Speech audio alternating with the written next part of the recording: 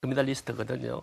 오이도프하고 그 양정모 우정이 있었는데 네. 오이도프 딸이 또 한국에 왔는데 오이도프 하면 몽고의 뭡니까 영웅이거든요. 영웅이죠. 그러니까 이제 한국에 대한 이 알림이 굉장히 많이 이루어졌고 한국 정부 입장에는 몽고가 이제 자원이 많잖아요. 또 이제 앞으로 사막화 현상 부분에 있어서 몽고의 고비 사막을 녹화해야 한국에 항사 오지 않으니까 먼지가 거기서 날라오는 거죠. 그러니까 이제 한국 기업에서는 탄소 배출권을 갖다가 획득하기 위해서 기업에서 몽고에다가 이제 녹화 사업을 많이 하고 있으니까. 거기 면적도 넓으니까. 그렇죠. 그러니까 한국에 대한 이미지가 참 좋죠. 도와주는 나라. 외모도 약간 좀 비슷한 것 비슷하고 같아요. 성격도 굉장히 좋고. 그렇습니다. 하여튼 얘기해 보면은 몽고 사람들의 언어 능력이 굉장히 뛰어나요.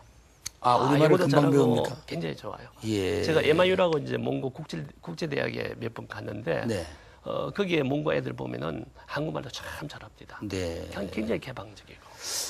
자, 어쨌든 이제 국제 결혼이 가장 큰 계기가 되고 있습니다만, 이로 인한 여러 가지 이제 물론 행복하게 잘 사시는 분도 많으시겠습니다만, 사회 문제화되는 유형은 어떤 것들이 있습니까? 근데 상대적으로 보면 한국 사람들보다도 이혼율이 높다고 봐야 되잖아요. 그다음에 결혼할 때 동기 자체가 갈등의 요소가 많을 테니까 맞습니다. 굉장히 동기거든요. 근데 한류 이렇게 해가지고 한국 드라마 보니까 너무 잘 산단 말이에요. 근데 실제 와 보니까 결혼한 분들이 한국 남편들의 경우에는 한국 사회 전체를 본다면은 높지 않는 계층이거든요. 그러니까 자기 기대치하고 너무 차이가 난단 말이에요. 그다음 또 하나 보십시오. 실망하고 갈등이 생기고. 옛날에 우리가 이제 그 저쪽에 독일의 파독 간호사들 파독 강부가 있었잖아요. 예, 그랬습니다. 저분들의 경우에는 어떻게 하든 몽국으로 돈을 보냈잖아요. 역시 한국에 시집 오는 베트남 엄마라든지 아니면은 필리핀 또는 타이 엄마들의 경우에도 자기 가정이 어려워서 한국으로 결혼했잖아요. 그러면 어떻게 해서든지 간에 돈을 본국으로 보내야 하는 그 역사적 사명을 띠고 왔잖아요. 사랑이 싹트는 그런 기간이 없이 그냥 바로. 예, 그렇죠. 이제 와서 비로소 사랑을 연습하는 거니까 그게 얼마나 많은 인내가 살면서 정을 쌓아야 되고. 예. 그다음에 이제 문화가 다르죠. 예. 언어가 다르죠. 네. 절친 와가지고 완벽 언어 배운 것도 아니고. 그러니까 한국에 이제 예를 들어서 상당히 가부장적인 문화 아닙니까? 그렇죠. 근데 저거는 그게 아니거든요. 진짜 예를 들어서 풍습의 경우에도 베트남의 경우에는 이제 베개 밑에 칼을 두는 것이 그것이 악령을 쫓는 겁니다. 이런. 그런데 이제 부부싸움 하다가 갑자기 칼이 발견되니까 저 오해 여자 소지가. 나를 갖다가 말이죠. 어떻게 위해하려는 거냐라는 오해가 굉장하거든요. 그러니까 문화 차이가 말도 못해요.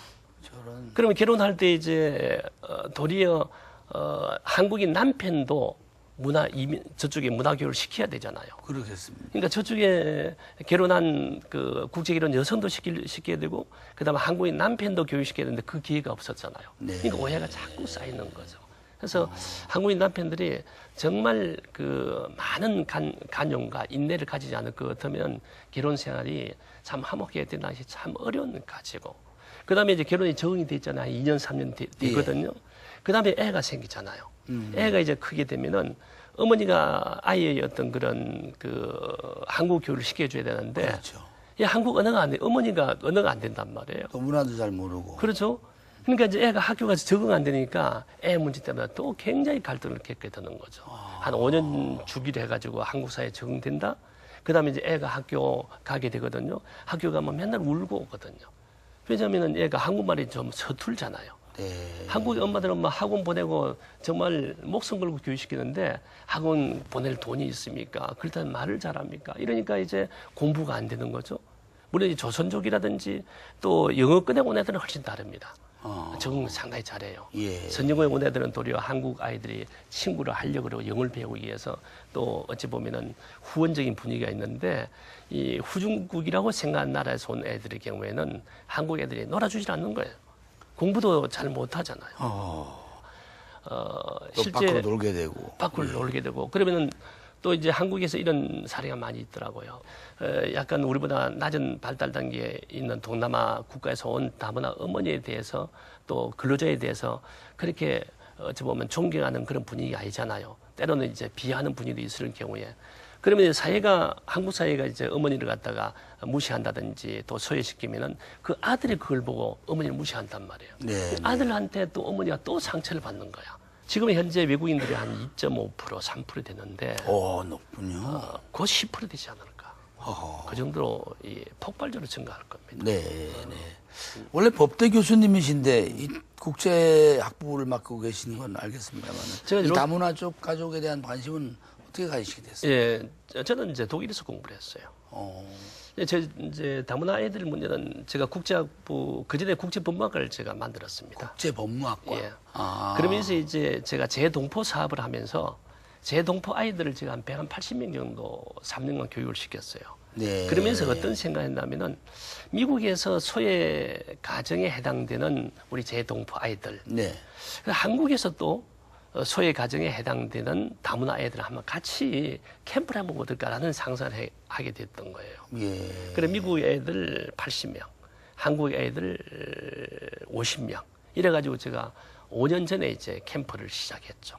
한 3년간 했는데 그런데 미국 학생들이 느끼는 사회적 소외감 별로 없었어요. 근데 애들의 경우에는 이 보통의 소외감이 아니었어요. 마음에 이 분노의 씨앗을 자꾸 기른다는 느낌을 직감적으로 가지게 돼서. 그래서 계획에다 지게 되셨군요. 근데 이제 걔들을 볼 때는 우리 아이들은 독일에서 참 행복했거든요. 이런 소풍 때, 야, 비가 오면 어떻게 하냐라고 할 정도로 학교 생활에 참 재미있었는데.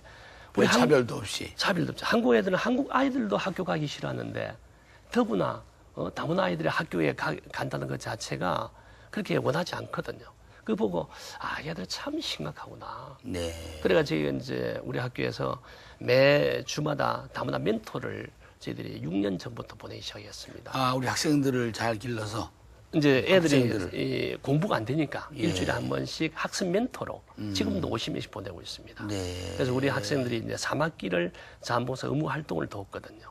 그래가지고 매주 그럼 각 가정으로 가서 한국어도 가르치고 그다음에 이제 영어도 가르치는데 네. 얘들이 제일 처음에 싫어했는데 이제 얘들이 사랑이 좀 부족하잖아요. 그러다가 이제 하루 예를 들어서 뭐 빠진다든지 한 주일 빠지게 되면은 일주일 내내 울고 기다린단 말이에요. 그래 네. 그 다음 주에 가서 같으면 울고 불고 왜 안 왔냐 그러니까 그리워서. 아니 그보다 사랑이 그리우니까 글쎄. 친구가 되니까 예. 이 근래는 그래서 도리어 우리 국제학 전공 아이들이 자원봉사 활동 간 것 자체를 굉장히 감사히 생각하고 네. 다문화를 이해하게 되는 거죠. 벌써 저희들이 한 6, 7년 이상 다문화 오케스트라도 구성하셨다고 하던데. 오케스트라는 이제 제가 다문화 애들에 대해서 이 정서가 제일 문제더라고요. 예, 그렇죠. 즉 말해서 학습을 시키려 하니 학습에 대한 동기가 없는 이유가 있더라고요. 즉 말해서 마음에 화가 가득한데 공부가 되겠습니까? 그래서 이제 제대로